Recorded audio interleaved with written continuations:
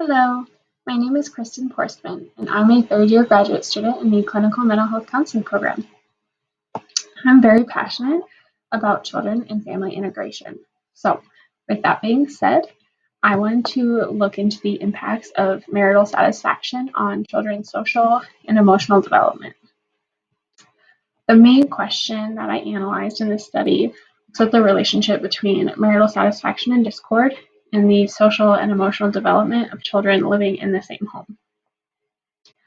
Adolescents are at a vulnerable stage in their development where their emotional, social, and cognitive skills are rapidly developing based on their nurturance, experiences, and environment around them.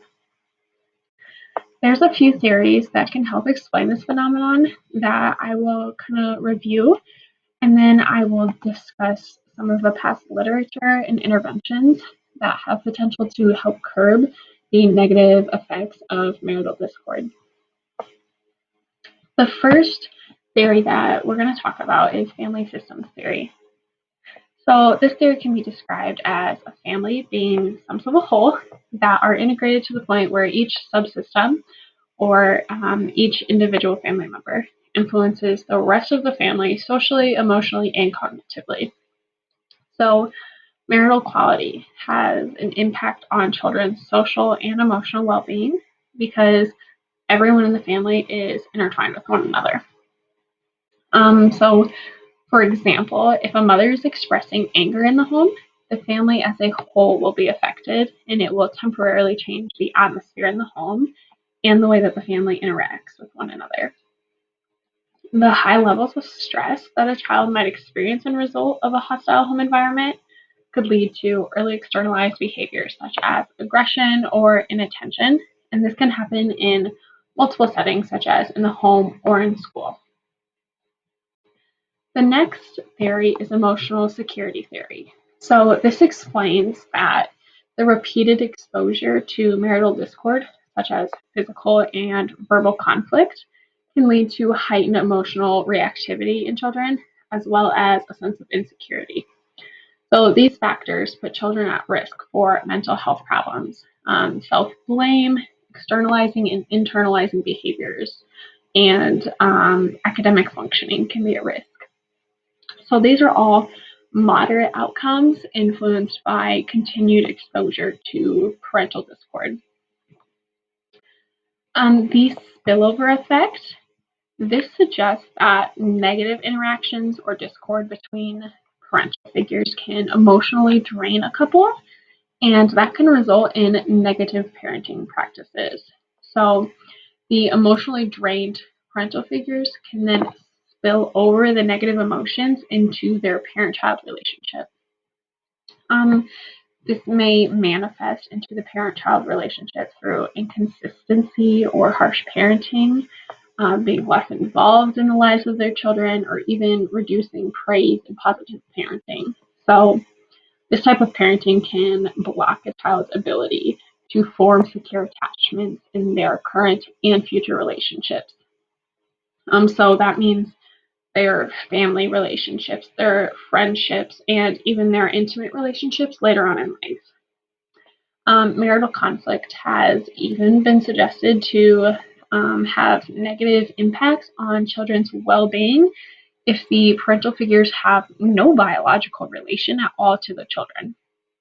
This means that the parental impact can have an impact on the child if it's, if they're adopted or if they're in foster care, or maybe if it's a child even living with a family friend. So to counter the negative side of this hypothesis, spillover effect can also suggest that a couple that is satisfied with their marriage can be paired with positive and responsive parenting styles. So that implies that the opposite outcome for parent-child relationships and child behavior, so a positive parent-child relationship.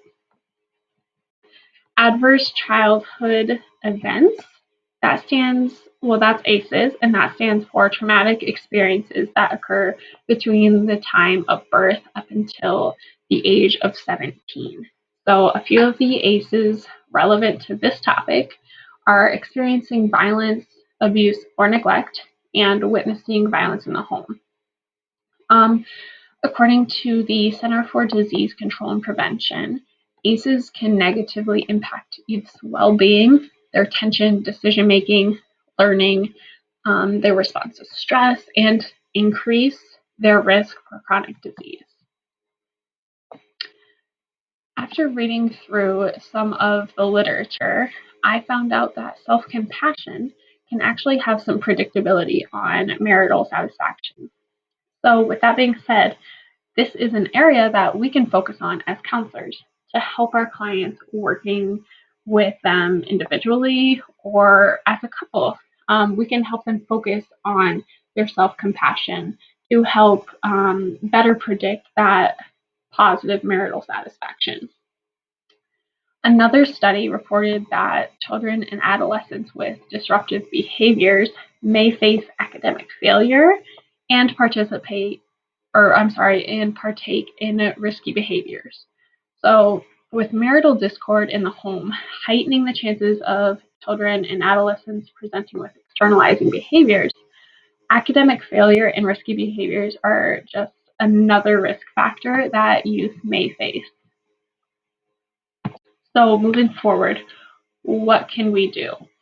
Well, the CDC has suggested that prevention strategies that can help in cases like these are teachers and mental health providers, school counselors can teach children social, emotional learning skills as well as healthy relationship skills. We can administrate mentoring programs and we can offer preschool enrichment and family engagement. So with early intervention and utilization of CDC's recommendations, long-term effects have the potential to be cut short, leaving children with the opportunity to properly develop any of those adversely affected skills. I want to thank you so much for watching my presentation. And if you have any questions at all, you can contact me at the email listed right over here. That's porstmak@uni.edu. Thank you.